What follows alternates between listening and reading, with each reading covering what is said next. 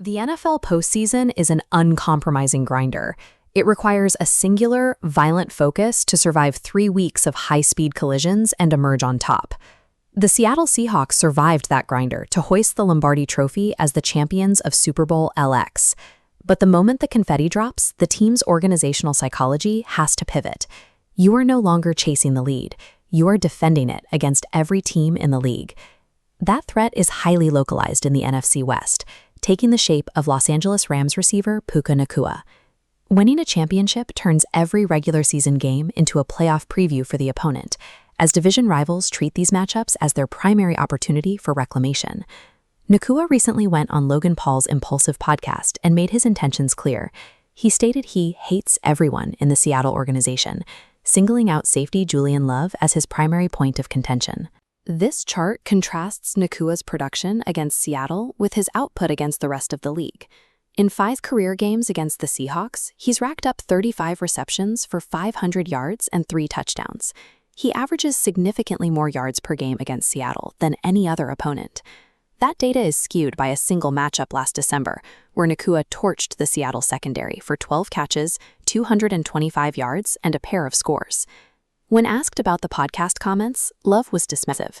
He acknowledged the intensity of their matchups, but kept his response short, calling the animosity expected. Love's confidence stems from the architecture of the Seattle defense. The Seahawks have constructed an overwhelmingly deep secondary that acts as a structural buffer against individual threats. Seattle's most pressing obstacle is the calendar. On August 30th, NFL rules mandate that teams trim their 90-man offseason rosters down to a final 53 players. For a defending champion, this creates an aggressive bottleneck. The roster is so saturated with talent that even proven NFL starters find their jobs in jeopardy during the final week of camp. Safety Rodney Thomas II illustrates this mathematical squeeze. Drafted in the 7th round by the Indianapolis Colts, Thomas quickly outperformed his draft slot. He started 10 games as a rookie and 15 games in his second season. During that rookie campaign, he recorded 4 interceptions and 52 tackles. Last season, he logged a career-high 278 snaps on special teams, cementing his value as a multi-phase contributor. A defensive back with 25 career starts and high special teams utility would be a foundational piece for most franchises. In Seattle, he is fighting to prove he belongs in the rotation. 6 safeties, Love, Okada, Emenwari, Bell, Clark, and Finley sit securely above the cut line. Thomas and Maxon Hook remain on the outside. The math is zero-sum. Keeping a 7th safety requires sacrificing depth elsewhere, like linebacker or corner. The Seahawks front office signed Thomas to a 1-year, $1.4 million deal to provide veteran insurance. It was a low-cost hedge against training camp injuries.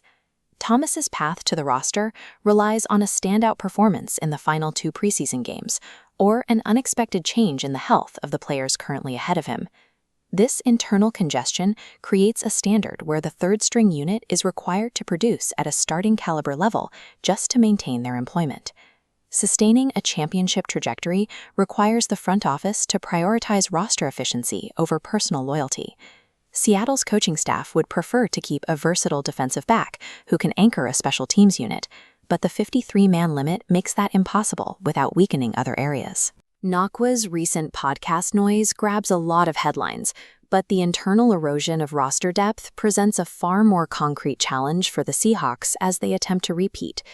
General managers across the league are closely monitoring the wire, waiting to claim the proven talent that the Seahawks are mathematically forced to discard.